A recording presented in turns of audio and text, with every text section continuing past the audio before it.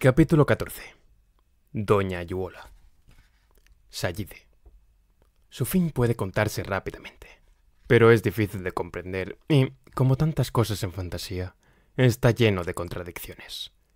Hasta hoy se rompen la cabeza los sabios e historiadores tratando de saber cómo fue posible. Algunos dudan incluso de los hechos o intentan darles otra interpretación.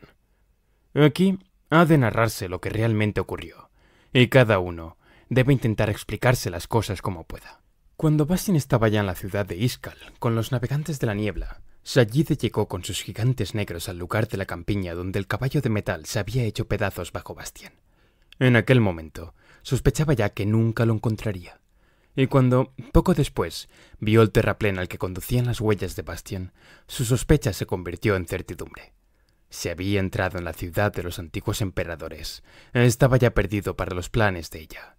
Daba igual que se quedara allí para siempre o que consiguiera huir de la ciudad.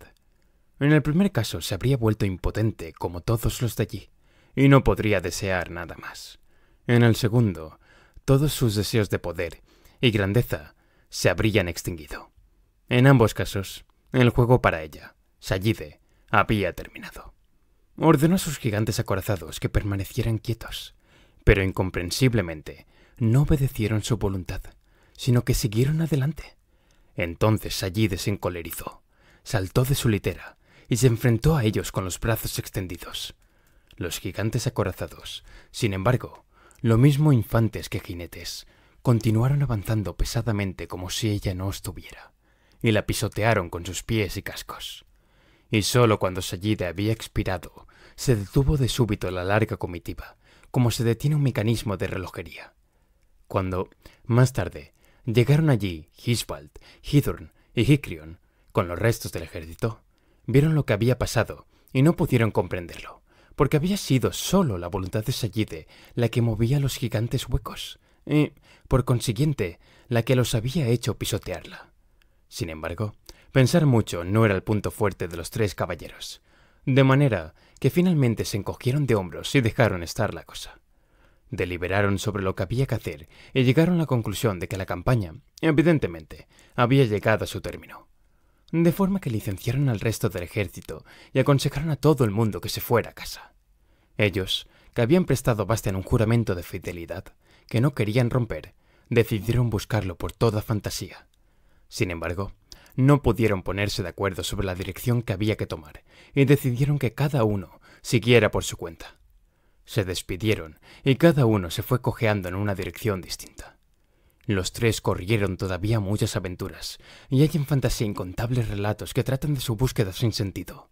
No obstante, son otras historias y deben ser contadas en otra ocasión. Los gigantes metálicos, negros y vacíos, se quedaron desde entonces inmóviles en aquel punto de la campiña, cerca de la ciudad de los antiguos emperadores. La lluvia y la nieve cayeron sobre ellos, se oxidaron y, torcidos o derechos, se fueron hundiendo poco a poco en el suelo. Pero todavía hoy puede verse alguno de ellos. El lugar se considera maldito, y todos los caminantes dan un rodeo al verlo. Pero volvamos a Bastian. Mientras en su camino a través de la Rosaleda seguía las suaves curvas del sendero, Bastian vio algo que lo dejó asombrado, porque durante todo su viaje por fantasía nunca había visto nada parecido. Un indicador con una mano de madera recortada que señalaba una dirección.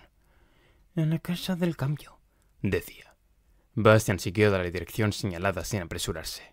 Respiraba el aroma de los innumerables rosas y se sentía cada vez más a gusto, como si lo guardase una alegre sorpresa.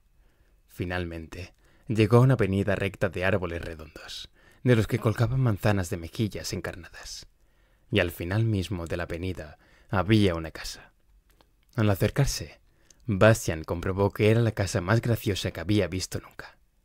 Un alto tejado puntiagudo se sentaba como una caperuza sobre un edificio que más parecía una calabaza gigantesca, porque era redondo y sus paredes tenían en muchos sitios chichones y bollos, gruesos vientres por decirlo así, lo que le daba a la casa un aspecto cómodo y confortable. También había algunas ventanas y una puerta, un tanto torcidas e inclinadas, como si aquellas aberturas hubieran sido hechas en la calabaza de una forma un poco torpe. Mientras Bastian se dirigía a la casa, observó que ésta se encontraba en un proceso de transformación lento y constante. Aproximadamente con el mismo sosiego con que un caracol saca sus cuernos, se estaba formando en el lado derecho una pequeña protuberancia que, paulatinamente, se iba convirtiendo en una torrecilla saliente. Al mismo tiempo, se cerraba en el costado izquierdo una ventana, que iba desapareciendo poco a poco. En el tejado crecía una chimenea, y sobre la puerta de entrada se formaba un balconcito con una balaustrada de celosía. Bastian se había detenido y observaba aquellos cambios continuos con asombro y regocijo. Ahora le resultaba evidente por qué aquella casa se llamaba la Casa del Cambio. Mientras estaba allí, oyó en el interior una cálida y hermosa voz de mujer que cantaba: «Te guardamos, buen amigo, cientos de años ya. Eres tú, quizá, quien aquí ha buscado abrigo, de comer y de beber. Toma lo que quieras, porque pronto has de tener todo cuanto esperas. Paz después del mal. Seas malo o seas bueno, nunca nos serás ajeno, y eres nuestro igual». «Ay», pensó Bastian, «qué voz tan bonita. Me gustaría que esa canción fuera para mí». La voz comenzó a cantar de nuevo. «Gran señor, vuélvete niño, te esperamos con cariño. No te quedes en la puerta, para ti siempre está abierta. Todo está ya preparado desde un remoto pasado». La voz ejercía un atractivo irresistible sobre Bastian. Estaba seguro de que quien cantaba era una persona muy agradable.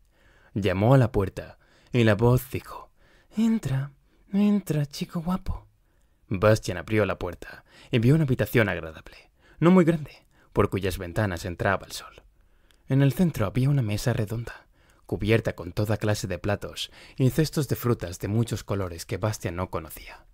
A la mesa se sentaba una mujer que parecía un poco también una manzana, con sus mejillas coloradas y redondas, sana y apetitosa.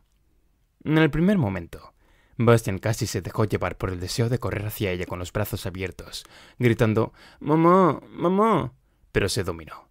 Aquella mujer, desde luego, tenía la misma amable sonrisa, ya que era manera de mirarlo a uno que inspiraba confianza, pero el parecido era, todo lo más, el de una hermana. Su madre había sido pequeña, y aquella mujer era alta y, de algún modo, majestuosa. Llevaba un ancho sombrero, totalmente cubierto de flores y frutos, y también su vestido era de una tela floreada de vistosos colores. Solo después de haberlo mirado un rato, se dio cuenta Bastian de que, en realidad, estaba hecho también de hojas, flores y frutos. Mientras estaba así mirándola, experimentó un sentimiento que desde hacía mucho, muchísimo tiempo, no había experimentado. No podía recordar cuándo ni dónde. Solo sabía que muchas veces había sentido aquello, cuando todavía era pequeño. «Pero siéntate, chico guapo», dijo la mujer señalando con un gesto de invitación una silla.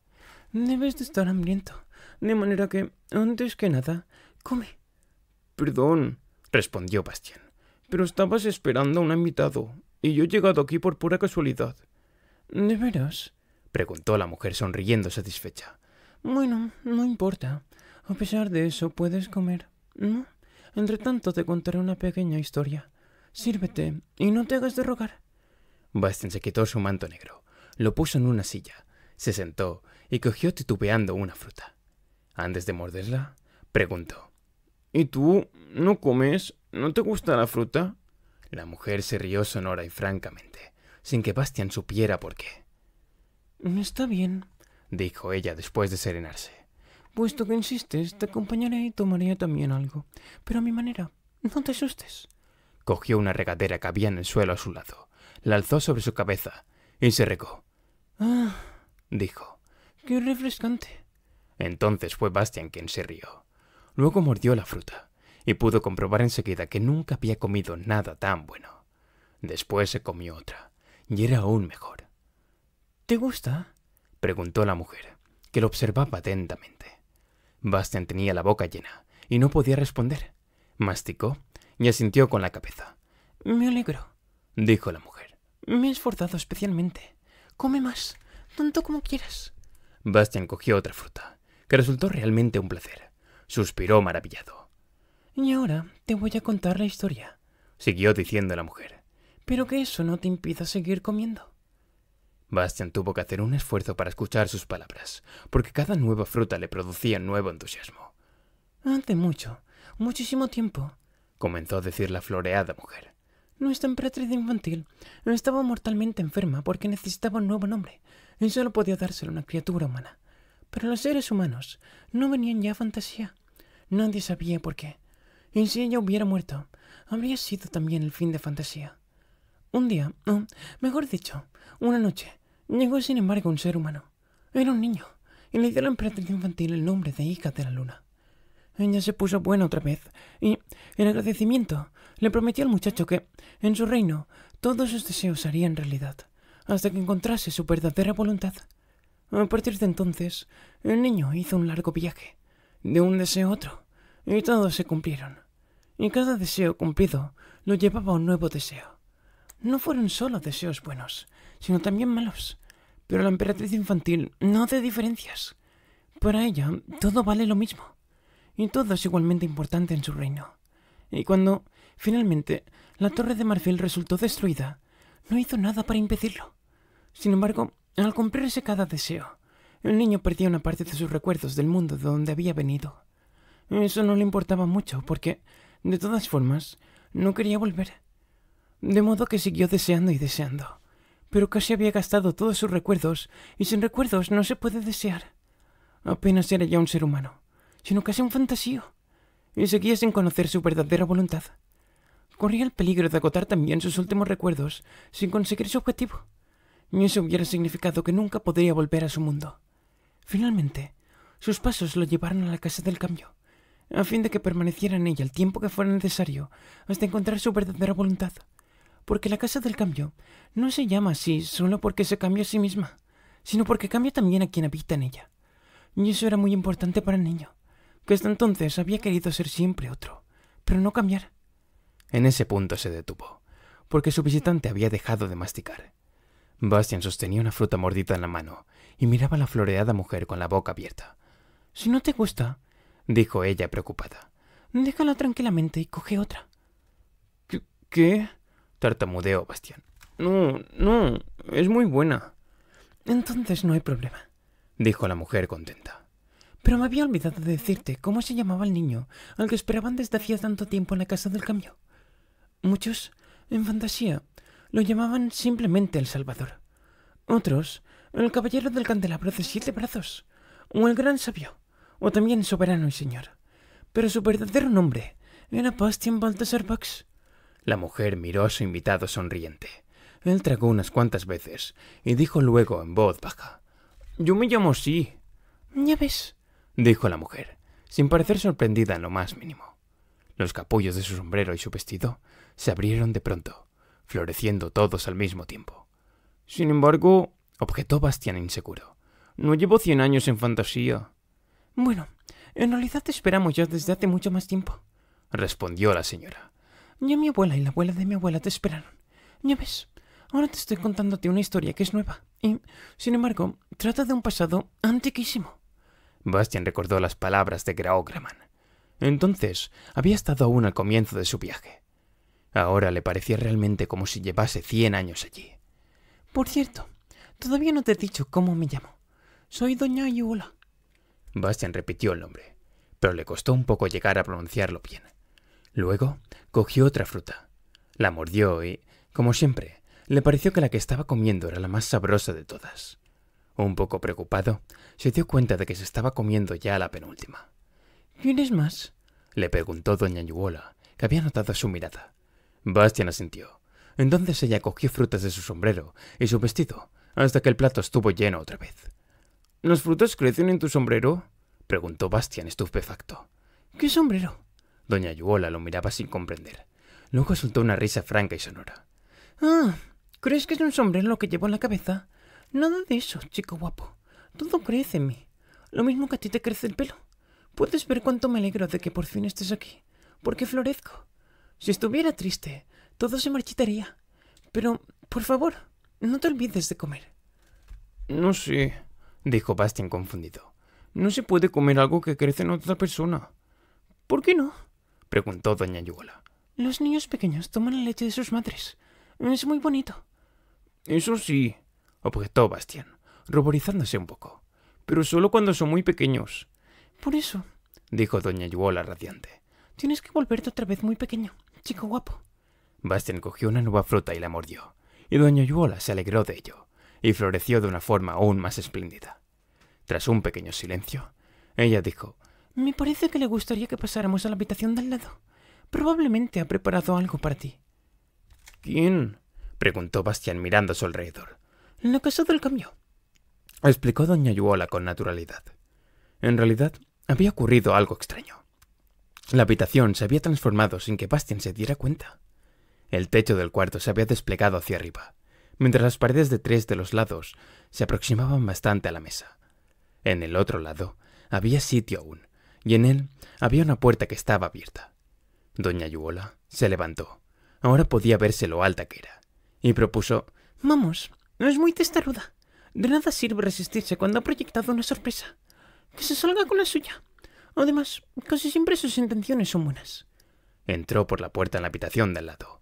Bastián la siguió, pero previsoramente cogió el plato de la fruta.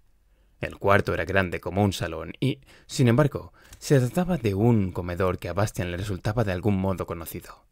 Lo único chocante era que todos los muebles que había en él, incluidas la mesa y las sillas, eran gigantescos, demasiado grandes para que Bastián pudiera llegar hasta ellos.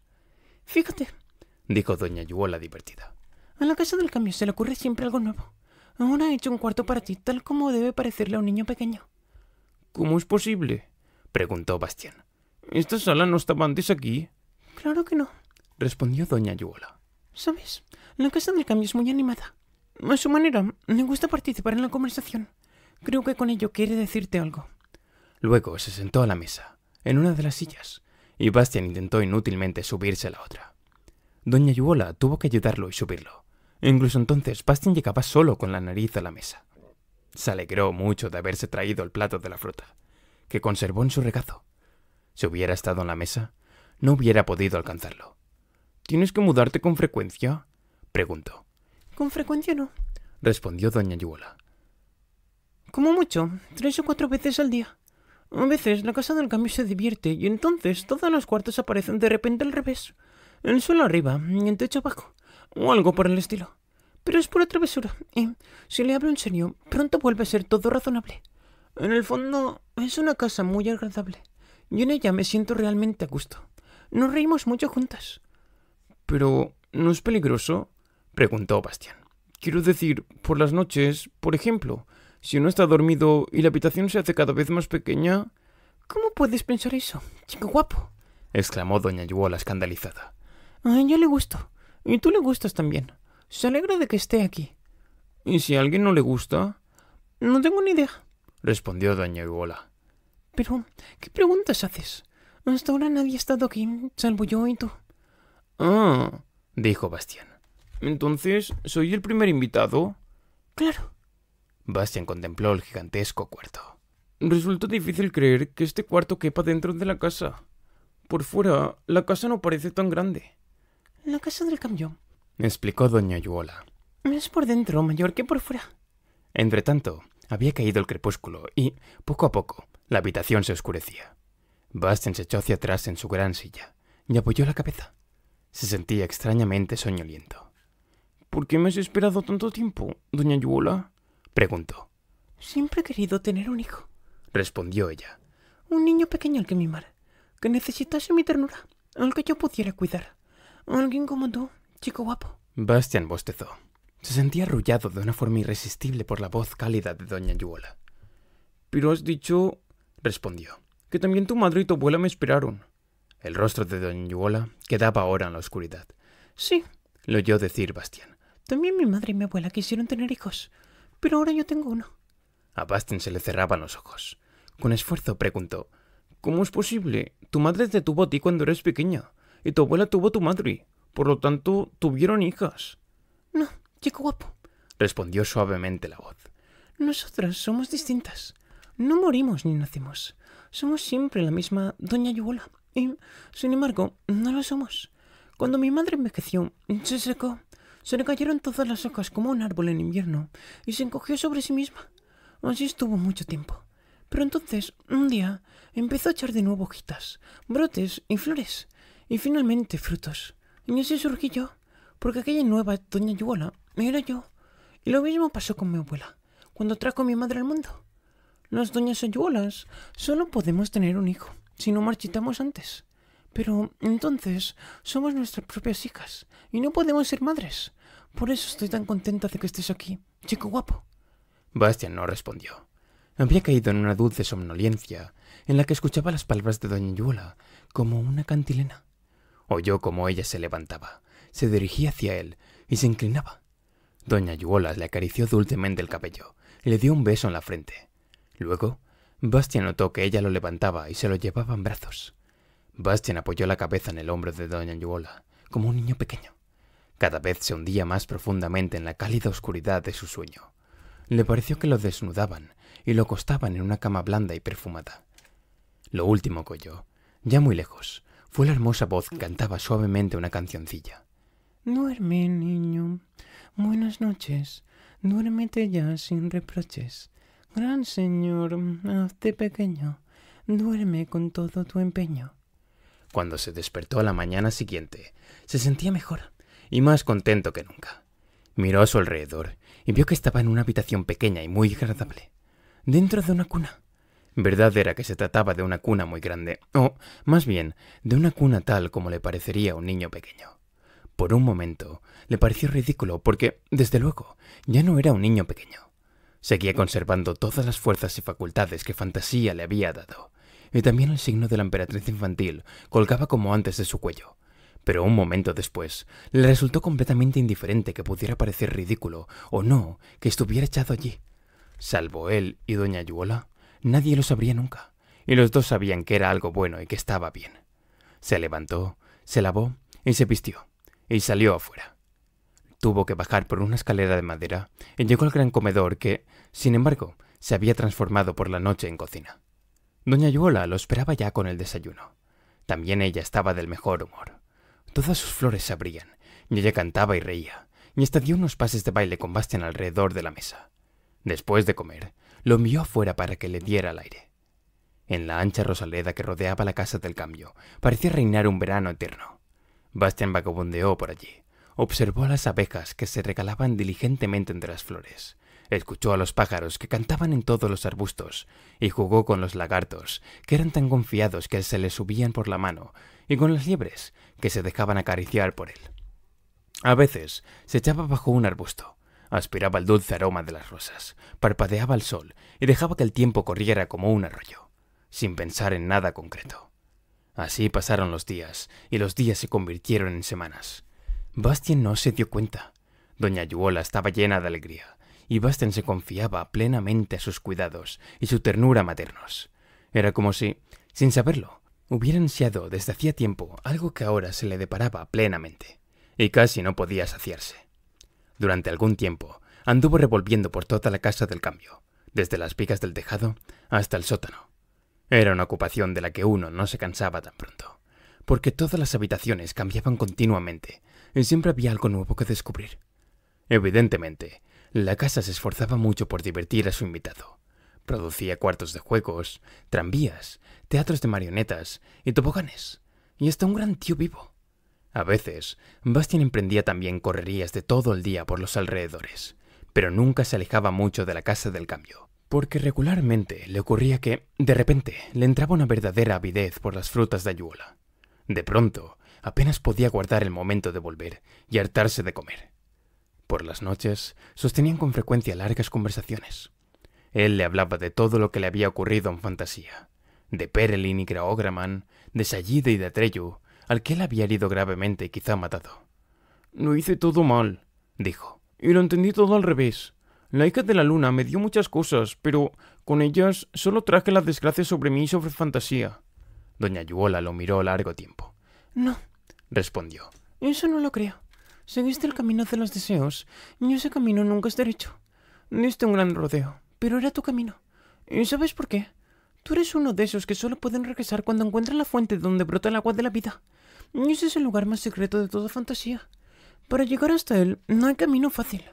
Y tras un breve silencio, añadió, Cualquier camino que conduzca allí es, en definitiva, el verdadero. Entonces, Bastian se puso a llorar repentinamente. Él mismo no sabía por qué. Era como si se le soltara un nudo que tenía en el corazón y se disolvieran lágrimas. Sollozaba y sollozaba sin poder parar. Doña Yuola lo tomó en su regazo y lo acarició con suavidad, y él enterró el rostro en las flores de su pecho y lloró hasta que estuvo totalmente saturado y cansado. Aquella noche no hablaron más. Solo el día siguiente volvió a hablar Bastian de su búsqueda. ¿Sabes dónde puedo encontrar el agua de la vida? En las fronteras de fantasía, dijo doña Yuola. Pero si fantasía no tiene fronteras, respondió él. Sí que las tiene, pero no están fuera, sino dentro.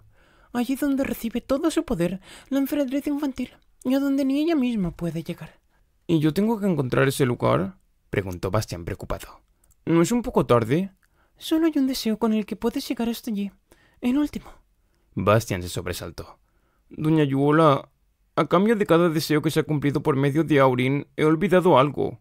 ¿Ocurrirá así también ahora? Ella sintió lentamente. Pero si no me doy cuenta. ¿Te diste cuenta las otras veces? Lo que has olvidado no puedes saberlo ya. ¿Y qué he olvidado ahora? Te lo diré cuando llegue el momento. Si no, no lo olvidarías. ¿Tiene que ser así? ¿Tengo que perderlo todo? Nada se pierde, dijo ella. Todo se transforma. Pues entonces, dijo Bastian inquieto, quizá debiera apresurarme. No debiera quedarme aquí. Ella le acarició el pelo. No te preocupes. Durará lo que dure. Cuando surja tu último deseo, lo sabrás. Y yo también. A partir de aquel día, algo comenzó realmente a cambiar, aunque el propio Bastian no se dio cuenta de nada. La fuerza transformadora de la Casa del Cambio hacía sus efectos. Sin embargo, como todos los cambios verdaderos, se produjo suave y lentamente por sí mismo, igual que el crecimiento de una planta. Los días pasaban en la Casa del Cambio y el verano duraba todavía.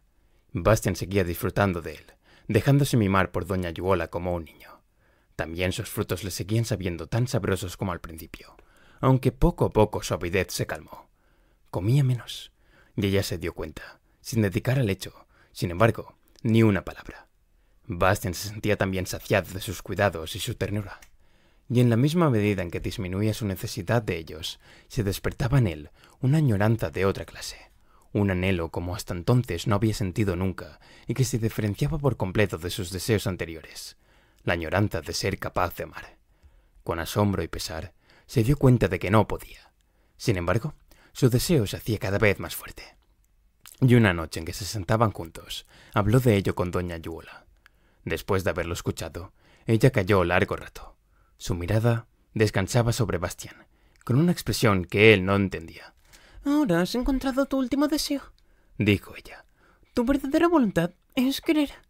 Pero, ¿por qué no puedo, doña Yuola? Solo podrás cuando hayas bebido del agua de la vida, respondió ella. Y no podrás volver a tu mundo sin llevarte a otro esa agua. Bastian calló desconcertado. ¿Y tú? Preguntó. ¿No has bebido también de ella?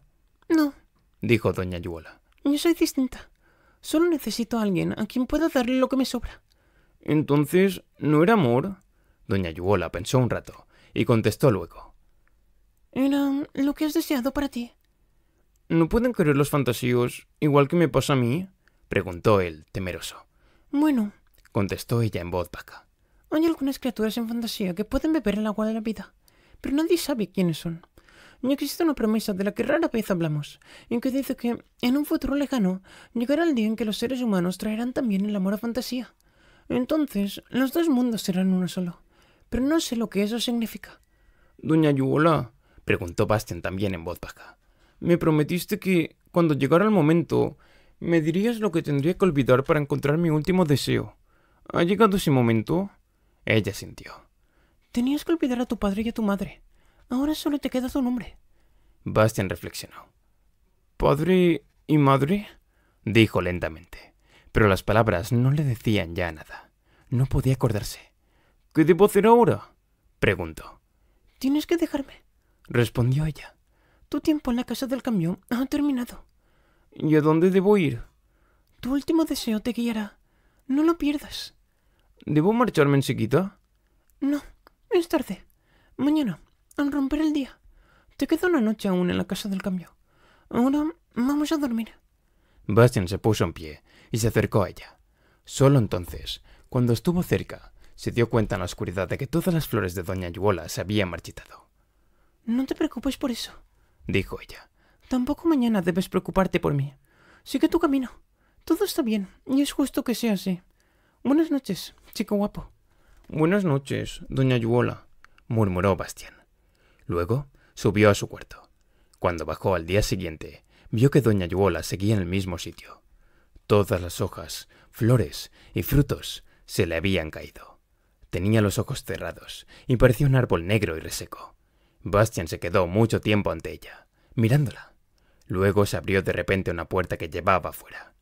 Antes de salir, Bastian se volvió una vez más y dijo, sin saber si se dirigía a doña Yuola, a la casa o a ambas: «Gracias, gracias por todo».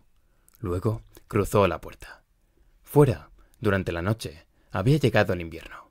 La nieve le llegaba a la rodilla y de la rosaleza en flor solo quedaban negros setos de espinas. Hacía mucho frío y reinaba una gran calma. Bastian quiso volver a la casa para recoger su manto, pero puertas y ventanas habían desaparecido. La casa se había cerrado por todas partes. Tiritando, Bastian emprendió el camino.